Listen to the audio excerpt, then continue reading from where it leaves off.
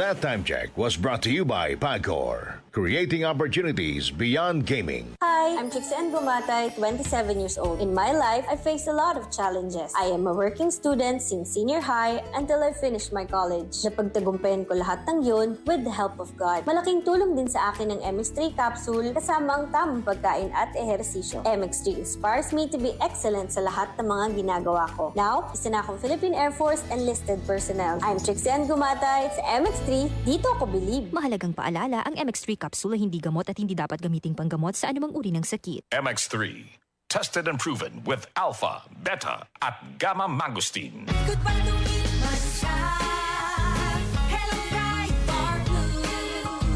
Isang labanan yan. Bright bar blue. Pride Bar Blue with powerful stain-away enzymes. Malupit magtanggal ng dumit mancha pero di masakit sa kamay. Goodbye to me, Mancha. Hello, bright bar blue. Isang labanan yan. As tested ang cotton and polycotton. Sa mancha, malupit. Sa kamay mo, mabait. Pride Bar Blue. Manufactured by ACS Manufacturing Corporation. ISO certified. World-class quality. ACS. Kung ikaw ay edad 50 pataas katulad ko, may mataas na ang risk ng panlalabo ng paningin. Mas challenging ang pang-araw-araw na gawain tulad ng pagbabasa, pagsusulat, at pagmamaneho. Ang Optin ay may lutin na maaari makatulong sa kalusugan ng mata, nilalabanan ng epekto ng glaucoma, macular degeneration at katarata. Kitang-kita ang kalusugan. Mabibili ang Optin sa mga pangunahing butika nationwide. Mahalagang paalala, ang Optin ay hindi gamot at hindi dapat gamitin panggamot sa anumang uri ng sakit. Mula sa number 1, Smart Dishwashing Paste. Tanggaling-galing mo. Smart dishwashing paste ko. Pritong ulam na masebo. Plato at kaldero. Tanggaling for everyday. Ganyan pag Smart ang dishwashing paste. May double tanggaling formula. Tanggal galing ang sebo at bakterya. Bahid para walang bahid. Linis fantastic sa metal at plastic. Number 1 ko to. Tanggaling-galing mo. Smart dishwashing paste. Heavy duty linis bawat pahid. Smart Dishwashing Paste. Manufactured by ACS Manufacturing Corporation. ISO certified. World-class quality. ACS. Pagbasa sa Aklat ng Kawikaan, Kabanata 11, Talata 1 hanggang 31.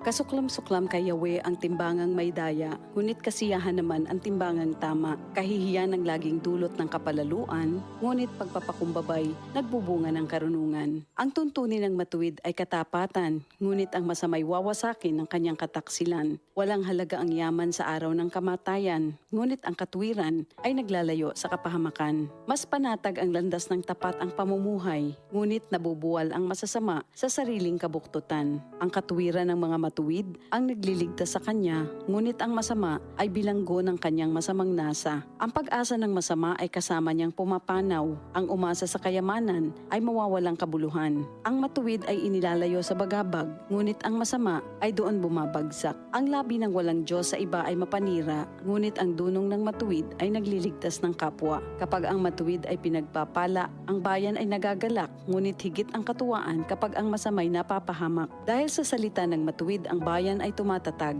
ngunit sa kasinungalingan ng masama, ang lungsod ay nawawasak. Ang kapos sa kaalaman ay humahamak sa kapwa, ngunit laging tahimik ang taong may unawa. Walang maitatago sa bibig ng madaldal, ngunit ang tunay na kaibigan, iyong mapagkakatiwalaan. Sa kakulangan ng tuntunin ng bansa ay bumabagsak, ngunit sa payo ng nakararami, tagumpay ay tiyak. Ang nananagot para sa iba, sa gusot ay nasasadlak, ngunit ang ayaw gumarantiya ay malayo sa bagabag. Ang babaeng mahinhin ay nag-aani ng karangalan, ngunit ang walang dangal, tambakan ng kahihiyan.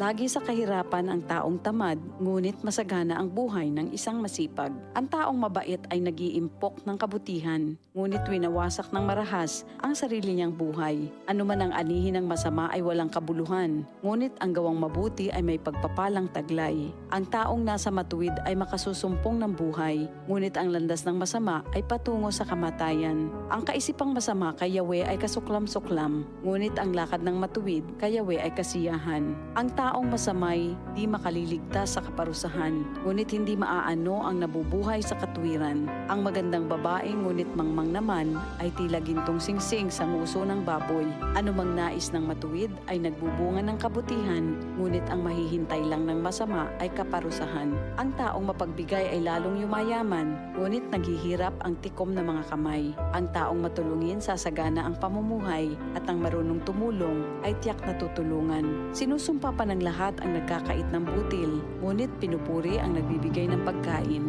Kung mabuti ang hangarin, ikaw ay igagalang. Kapag humanap ng gulo, iyon ay masusumpungan. Malalantang tila dahon ang nagtitiwala sa kanyang yaman, ngunit ang matuwid ay giginhawa tulad ng sariwang halaman. Ang nagpupunla ng gulo sa sariling sambahayan, mag-aani ng problema, gugulo ang pamumuhay. Ang taong mangmang at walang nalalaman ay alipin ng matalino habang siya'y nabubuhay. Buhay ang dulot ng matuwid na pamumuhay at kamatayan naman ang hatid ng karahasan. Ang matuwid ay ginagantimpalaan dito sa lupa, ngunit paparusahan naman ang mga makasalanan at masasama. Ito ang salita ng Diyos.